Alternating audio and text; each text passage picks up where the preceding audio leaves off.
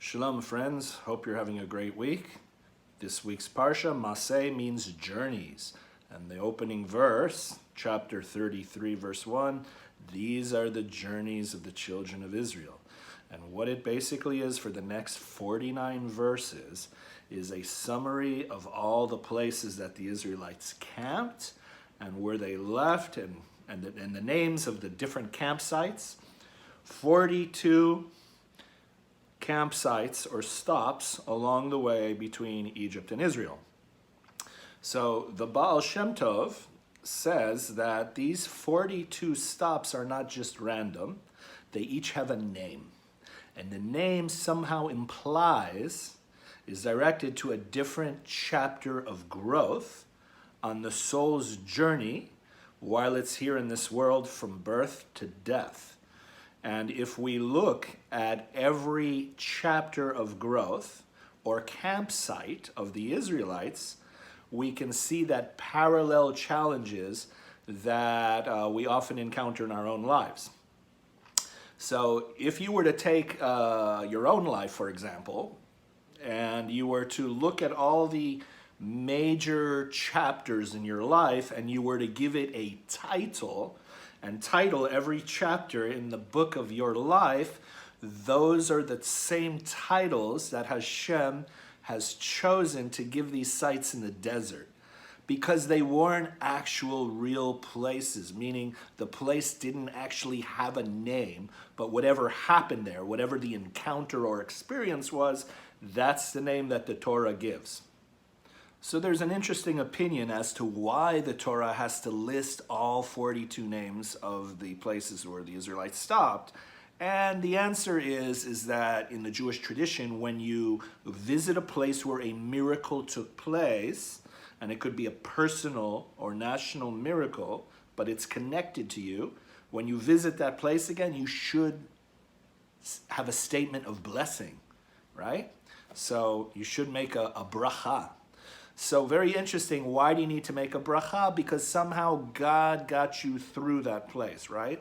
So if you look at the 42 stops as also the 42 chapters in our life, the different stages we've been through, imagine that if you were to list those stages and give them titles, imagine you got to the point in your life where you went to revisit each place, not physically, literally, but you went to visit the different pivotal points in your childhood, in your youth and adolescence, in your young adulthood, and maturing as an adult, etc. All the pivotal points that things happened that were major in the formation of you.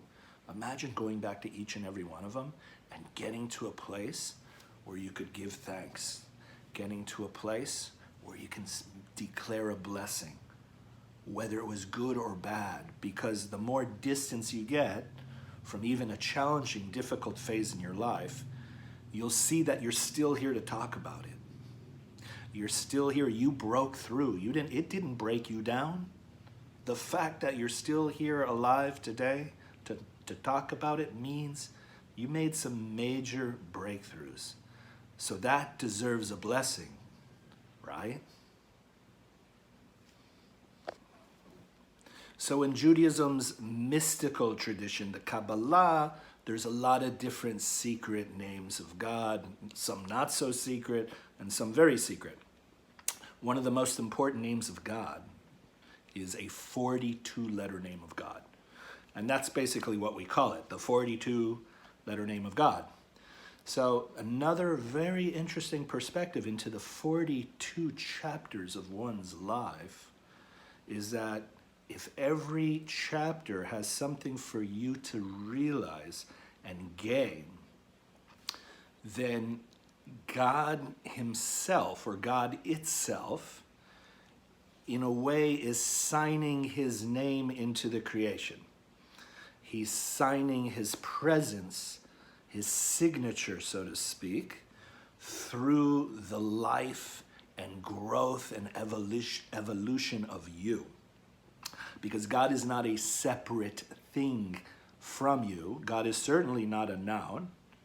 A noun is a person, no. A place, no. God lives in heaven, no. Is God a thing? God forbid. If you say God is a thing, that's idolatry. God is a creator, a source of all living things. And it's also an energy, an evolutionary energy and force that is constantly in motion and constantly growing. The Kabbalists say that the whole aim of this physical world is so that God has a makom ladur b'tachtonim, that God is seeking a dwelling place in the below. From the infinite, God is looking to be housed within the finite.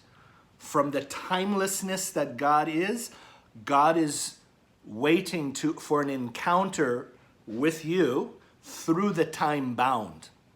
And so we live in a space and time level of existence that is what we call the lower world, and God's light, his presence, is looking to be emanated through this world, and God is doing his God-ding through each and every one of us. So as we are growing, we are extending God's light into the world. So the 42-letter name of God is complete through each and every one of our soul journey. You understand? And and there's a custom, when you're publicly reading the Torah in front of a congregation, and you get to these verses of the campsites, the stops, you're not supposed to stop. You're supposed to try to say it as fast as possible.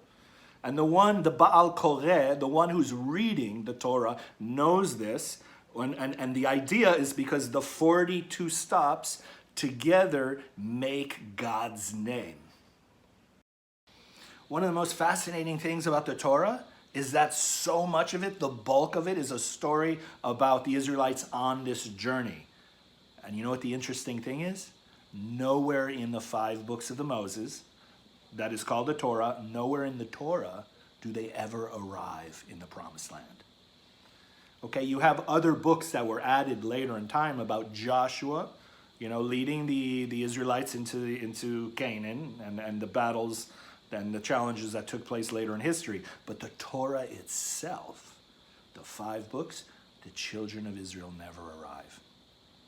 I think that's a message about how important the journey is as opposed to the arrival.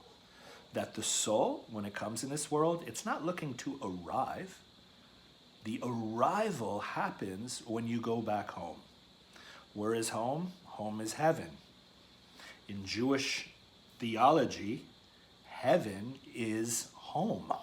Heaven is your origins. In heaven, or Olam HaBriyah, in the world of creation, which is the upper worlds, the soul is already created in heaven and resides in heaven, and it takes a temporary detour to enroll in the University of Life, human life. And in the University of Human Life, there is a soul curriculum, and we're all here seeking growth and advancement and to fulfill whatever our purpose is. And as long as you're still in the body, until the last moment where you take the last breath, there's always room to learn and grow. And I find that fascinating. So on that note, I wish all of us